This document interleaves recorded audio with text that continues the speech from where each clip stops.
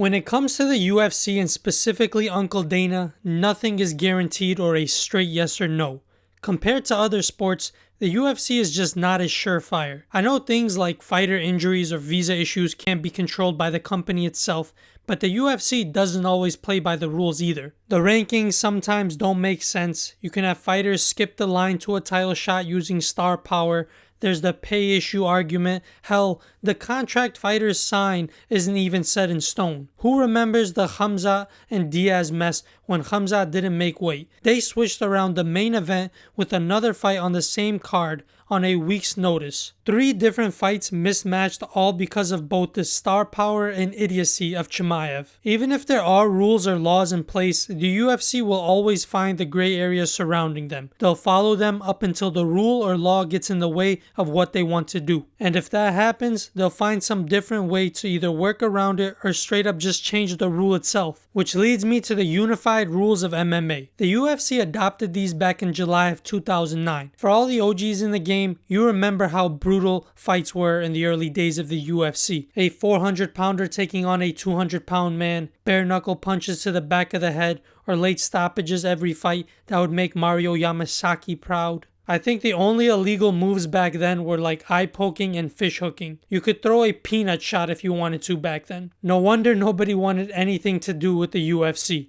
It really was human cockfighting. When the UFC adopted the unified rules, it organized how each fight was set up and regulated. Everything from weight classes, fighter attire, gloves, number of rounds, medical, and drug testing. Parentheses on drug testing, of course. Now, most would agree that the addition of these rules and regulations is a positive.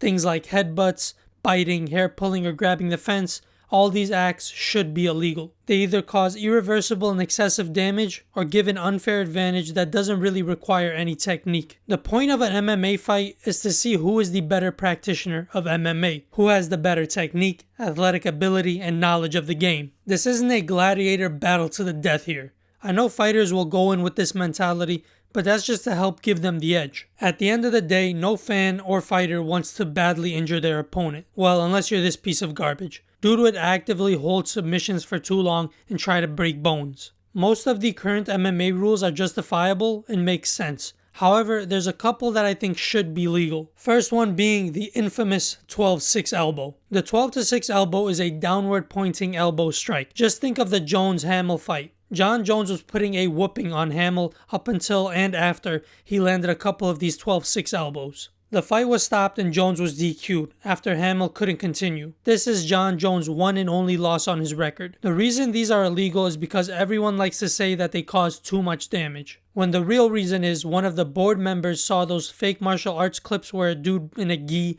breaks a brick in half with a 12-6 elbow and was like, wow, that's too powerful. In actuality, the 12-6 elbow isn't really that bad. It's a regular elbow being thrown at a different angle. If you don't want to get hit with it, then don't put yourself in a position where you can be hit with it.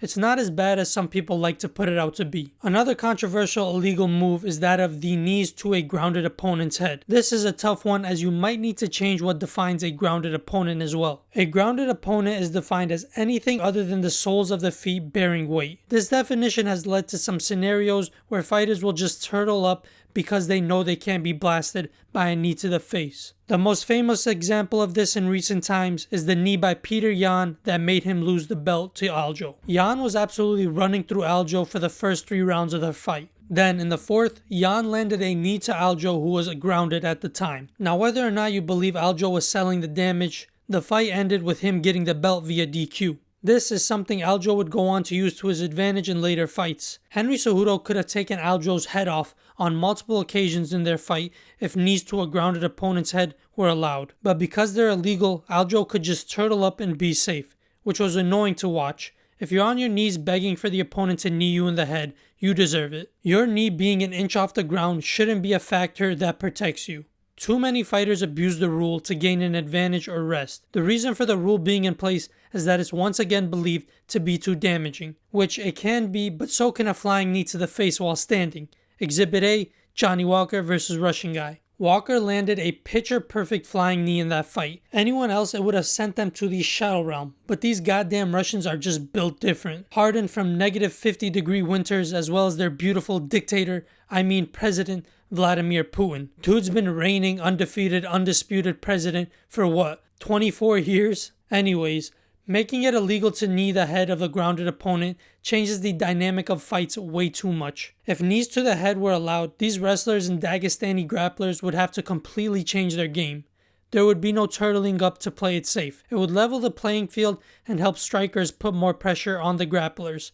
Honestly, it could also help the grappler put more damage on the other guy as well. From a fan point of view, it makes scrambles and grappling more entertaining, which is what the UFC wants. From an MMA and technical perspective, it creates a more active ground fighting. For the guys that watch ONE FC, you see this more active style. A lot of positions become busier with knees to the ground, like side control or while someone is trying to stand up. The biggest example here is when DJ left the UFC and went over to ONE FC. There, he suffered a knockout loss via surprise, a grounded knee. Even after the loss, he still remained on the side of grounded knees being legal. He literally returned the favor, landing a grounded knee on the same guy that KO'd him with one. It's a long overdue switch that should really have been made. The grounded knee and 12-6 elbow are these techniques that are touted as causing too much damage, but in actuality, they really aren't that bad.